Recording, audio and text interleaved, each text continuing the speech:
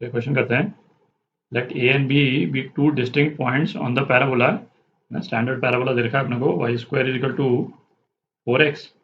If the axis of the parabola touches a circle of radius r having AB as its diameter, then the slope of line joining A and B can be। है ना, एक diagram बनाते हैं, visualise करते हैं क्या है। तो डायग्राम बनाते हैं, है ना, एक्स वाई एक्सिस। अच्छा, ये स्टैंडर्ड पैराबोला जो है, इसका शेप कुछ इस टाइप का हो जाएगा। ठीक। अच्छा, हमको क्या दिया है कि ए और बी दो पॉइंट्स हैं पैराबोला पे जो कि सर्कल का डायमीटर के रूप में काम कर रहे हैं, और वो सर्कल जो है एक्सिस को टच कर रहा है ना। तो आप विजुलाइज कर सकते हैं कि भाई सर्कल यदि एक्सिस को टच करेगा, पैराबोला के एक्सिस को टच करेगा, तो सर्कल कुछ इस टाइप से जाएगा। आप देख रहे हैं।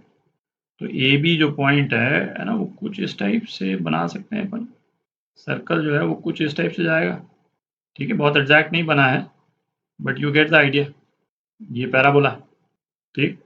अच्छा, ये पॉइंट ए और बी है, तो हमको क्या देखा है, ए बी जो है वो डायमीटर है सर्कल का, ए बी डायमीटर है। तो अब एक चीज़ देखें, यदि सर्कल इस वाले पॉइंट पे टच कर रहा है, तो सर्कल का सेंटर जो है इस पॉइंट के जस्ट एग्जैक्टली ऊपर होगा, है ना। सेंटर से एक्स एक्सिस पे हम लाइन बनाएंगे, तो वो लाइन परपेंडिकुलर आएगी, क्योंकि ये एक्सिस जो है वो सर्कल पे टेंजेंट का काम कर रहा है। ये वाला पॉइंट यदि सी है, और ये वाला पॉइंट पी, जहाँ पे सर्कल जो है एक्सिस को टच कर रहा है, तो सी पी जो है वो क्या है, रेडियस। अच्छा, इस वाले क्वेश्चन में एक से ज़्यादा ऑप्शंस भी करेक्ट हो सकते हैं, है ना। आप देख ही सकते हैं कि एग्जैक्टली इस तरह का एक सिमेट्रिक सर्कल हम नीचे की तरफ भी बना सकते हैं। आप देख रहे हैं, है ना। मैं बनाना चाहूँ तो इस तरह से भी एक सर्कल बन जाएगा, और जिसमें ये ए बी वाले जो पॉइंट है, ए बी वाले पॉइंट यहाँ हो जाएंगे, और उसका डायमीटर जो है वो ये हो जाएगा। आप देख रहे हैं। तो ए बी की दो स्लोप्स आएंगी, है ना, एक पॉजिटिव आएगी, एक नेगेटिव आएगी। और चूंकि सिमेट्रिकल है दोनों सर्कल्स, तो स्लोप्स का मैग्नीट्यूड तो सेम ही होगा।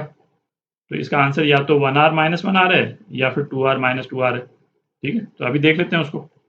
तो वैसे करते हैं, पॉइंट ए और बी को पैरामेट्रिक कोऑर्डिनेट्स के टर्म्स में लिख लेते हैं अपन। तो पैरामेट्रिक कोऑर्डिनेट्स में पॉइंट बी क्या होगा, a t square.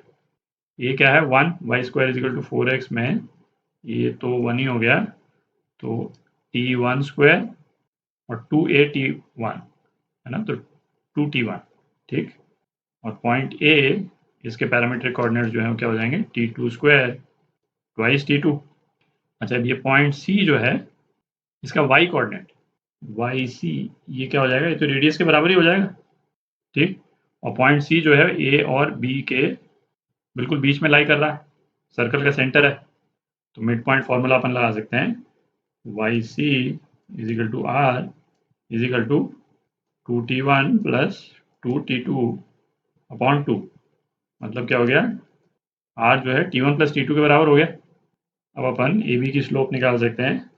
Slope of A B, है ना, ये क्या हो गया, y2 minus y1 2t1 minus 2t2 upon x2 minus x1 t1 square minus t2 square.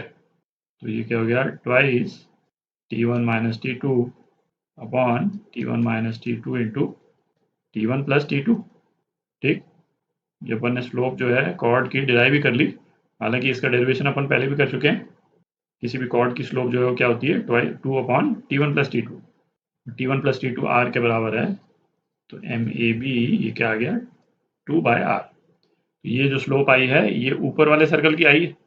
नीचे वाले सर्कल का करते तो स्लोप अपने पास में क्या आ जाती, A B, A dash B dash कर दूँ, ए डैश बी डैश, है ना, ये क्या आ जाती, -2/r आ जाती।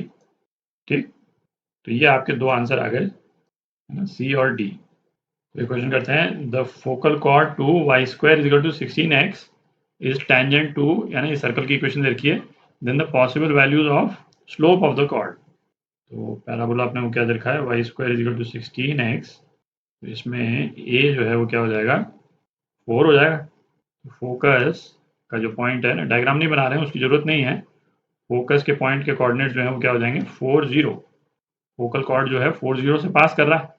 तो फोकल कॉर्ड की यदि अपन इक्वेशन लिखें, है ना, line focal chord, point slope form लगा रहे हैं अपन, y minus y1 y minus 0 is equal to m into x minus 4। तो ये क्या आ गया, mx minus y minus 4m is equal to 0। और ये वाली लाइन जो है वो इस सर्कल पे टेंजेंट है। तो इस सर्कल का सेंटर जो है वो क्या है, सेंटर 6 0। तो सेंटर से इसका डिस्टेंस जो है वो रेडियस के बराबर होना चाहिए। तो सेंटर से इसका डिस्टेंस है ना, ये क्या हो जाएगा, इस लाइन से सेंटर का distance 6m minus 0 minus 4m upon under root 1 plus m square. और ये किसके बराबर है, रेडियस के बराबर। तो रेडियस क्या है, अंडर रूट 2। तो इसको है ना दोनों तरफ स्क्वायर करके मॉड को खोल देते हैं। तो क्या आ जाएगा, 4m square is equal to twice 1 plus m square. तो एम स्क्वायर कितना आ गया, 1। तो m की जो पॉसिबल वैल्यूज क्या आ गई, प्लस माइनस 1। ठीक, तो ये आपका आंसर, ए पार्ट